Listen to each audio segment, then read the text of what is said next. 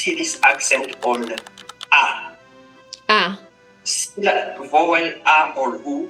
Mhm. Ibig sabihin, it's usually indicating a place. Mm-mm. Nakita niyo yung sunod na word after pair? After la. La.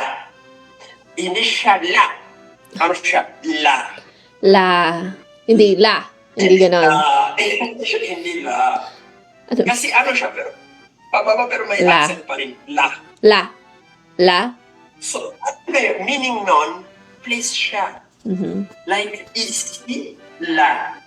La, it's a dito, dyan. Ah, okay. So, ipasa mo yung telephone chat sa akin, yung ano, yung nandiyan yung telephone, yung cellphone. May telephone din la. La. Okay. La. Kapag nasa ano ka, medyo konti malayo sa inyo, hindi mo nyo po about. So, la. Okay, okay. Get. That's it. So, yun yung may la na may accent. Aksong. Yes, yung accent ka.